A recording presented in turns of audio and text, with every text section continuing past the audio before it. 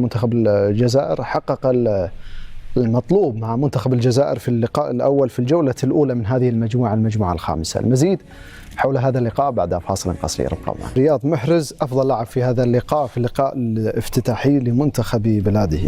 كابتن هيثم مصطفى، حظ أوفر، خسارة قد تكون في مستهل المشوار قاسية على المنتخب السوداني أمام منتخب متمرس على مستوى هذه البطولات. صحيح بأن آخر بطولتين لم يحقق المطلوب، لكن دائما يكون قوي بمعظم اللاعبين خصوصا على المستوى الاحترافي. ومنتخب السودان أيضا من جانب آخر قد يكون مبشر بأنه حاول على مستوى التسجيل على مرمى منتخب الجزائر.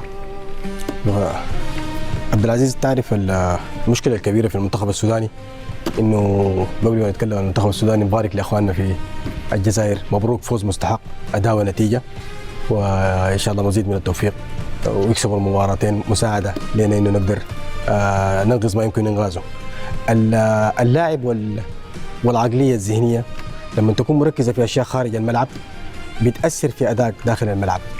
فاعتقد انه المعسكر المنتخب كان فيه اشكاليات واضحة قبل المباراة، والقائمين على الأمر في السودان أمر الرياضة معلومة بالنسبة لهم.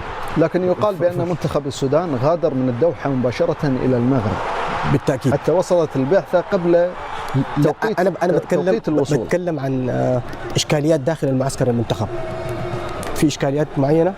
أنا ينبغي كان للاعبين في رأيي أنه هم يتحملوا المسؤولية، وهم أول من يتحمل مسؤولية ما حدث اليوم، لأنه أنت كلاعب ما وجدته من محبة، ووجدته من جماهير، ما وجدته من إحساس، ما وجدته من تشجيع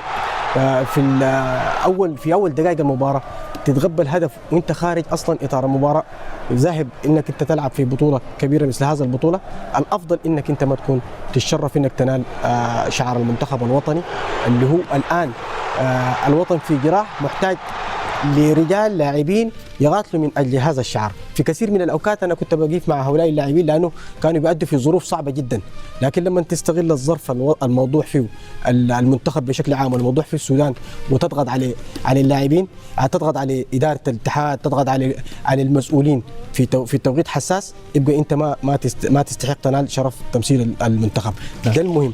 الأهم تكتيكيا داخل المباراة، أنا ما ممكن ألعب ضد الجزائر مهما أكون متفائل، ما ممكن ألعب ضد الجزائر. سأعود إليك كابتن هيثم. دعونا مشاهدينا الأعزاء نذكر بهذا الاستوديو الخاص للقاء كوت ديفوار ومنتخب الموزمبيق، حيث يتواجد الزميل أحمد فؤاد في قيادة هذا الاستوديو مع نجم الكرة التونسية سابقا حاتم الطرابلسي، ونجم الكرة الجزائرية أيضا رفيق صيفي، ونجم الكرة المغربية كابتن عزيز بن نيج.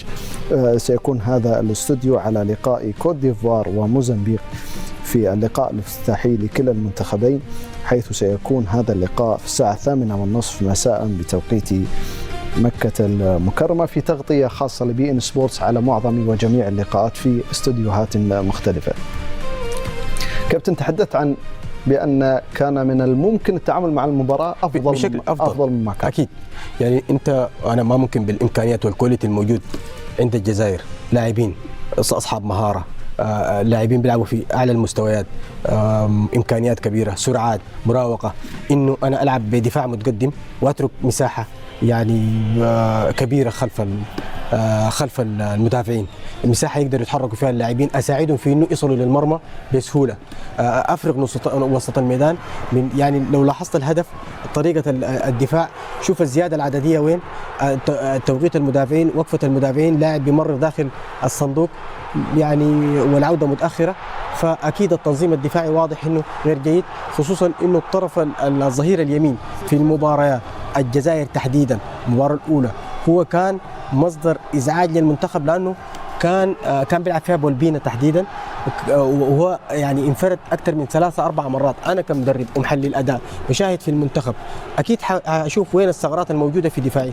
ياسر عوض لا يصلح ظهير يمين للمنتخب الوطني، لانه لديه امكانيات هجوميه جيده، لديه امكانيات في وسط الملعب ممكن تفعله في مكان اخر. خطورتك كلها كانت متوفره في هذه المباراه. ان ياسر عند خروجي، فمن الافضل تشوف لاعب بيلعب بامكانيات دفاعيه يعني يكون متواجد في الخلف. كل التمريره الثانيه من نفس المكان وفي نفس الزياده العدديه احرز فينا الهدف من نفس المكان. الصيد اليمين لنا اتلعبت في الزياده العدديه 2 قصاد 1 في قلب الدفاع، هدف بنفس الطريقه.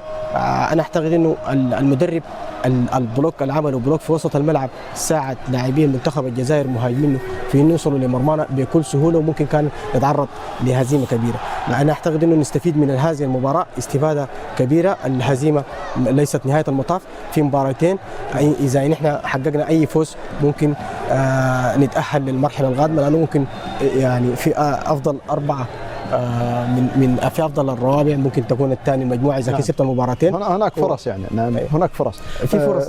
كابتن انت حللت المباراه بكملها واحنا نحتاجك يعني في التحليل، يعني مزيد من التحليل على هذا اللقاء. كابتن احمد، ما حدث يعني لربما قد يكون متوقع بشكل كبير أن تدخل الجزائر بهذا الشكل بهذه القوة، خصوصا مع تعطش الجماهير الجزائرية للانتصار. 3 أهداف دون مقابل. رياض محرز هو نجم المباراة.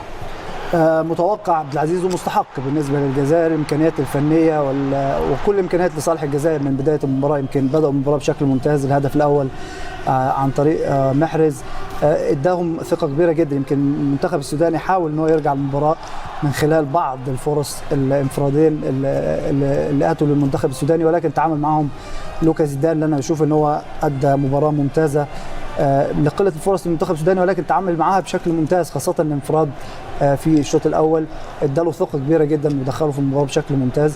يمكن الشوط الثاني بعد الطرد اللي حصل للمنتخب السوداني، منتخب الجزائر قدر ان هو يستحوذ اكتر، قدر ان هو يصنع فرص اكتر. شوف عموري النهارده كان من افضل اللاعبين في المباراه، لاعب رائع. عبد العزيز قادر على صناعه الفارق في اي مباراه. هو كان النجم الاول للمباراه. يمكن محرز احرز هدفين، ولكن كان لاعب ممتاز خاصه على الجناح الايسر. تغييرات كمان بالنسبه للمدرب، عنده بعض اللاعبين من دكه البدلاء ان هم يقدروا ينزلوا يصنعوا الفارق، فده مميز بالنسبه للمدرب ان يكون عندك سكواد ديبت، عندك وفره كبيره من اللاعبين، لعل ان يكون في اصابات في المستقبل او حالات وقف او طرد، فاكيد لازم يكون البدلاء جاهزين. فكانت فرصه النهارده للمدرب ان هو يدفع ببعض العناصر في مباراه زي ديت. فانا اشوف ان منتخب الجزائر استحق الفوز. منتخب السودان يمكن دخل المباراه شويه تكتيكيا في الحته التكتيكيه، ان هو لعب مغامر شويه، لعب هاي لاين وفتح المساحه بشكل كبير جدا للاعيبه زي لعيبه الجزائر، خاصه ان هم عندهم المهاره الفنيه عاليه جدا. فانا اشوف ان هو اخطا مدرب السودان في الحته ديت، ولكن مبروك لكابتن رفيق منتخب الجزائر وهارد لك للكابتن هيثم.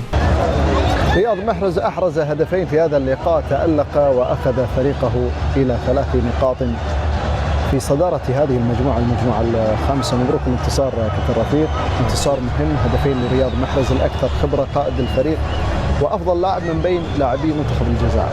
صراحة هارد لك أولا نقول هيثم. منتخب السودان لم يكن سيء، واضح عليه أن أثر عليه الطرد في نهاية الشوط الأول. المنتخب الجزائري شفنا اليوم جاهز وحاضر بالأداء وبالنتيجة.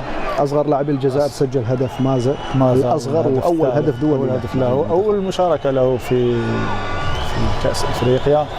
لاعب مميز صراحة. التغييرات كلها شفنا الشباب كلهم دخلوا، مازا، حجام، بولبينا، حاج موسى، أعمارهم تراوح بين 20 و 23 سنة. هذا هو الصح.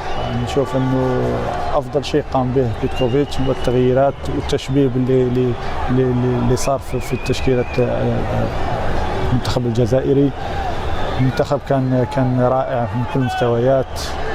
نوعا ما دفاعيا شفناه عانى بعض الشيء في الكرات اللي تلعب في الظهر.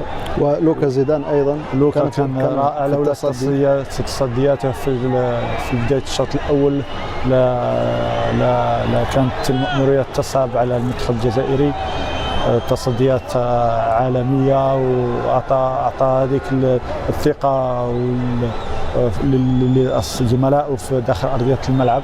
وسط الميدان كان توقيت مميز. دخول مازا ايضا كان مميز. صحيح، انا صراحه مازا كنت اتوقع انه يدخل كاساسي في مكان شعيبي، لكن الاختيار راح لبيتكوفيتش لناحيه الشعيبي. شعيبي ايضا كان مميز، ادى مباراه رائعه في وسط. دعونا لوكاس زيدان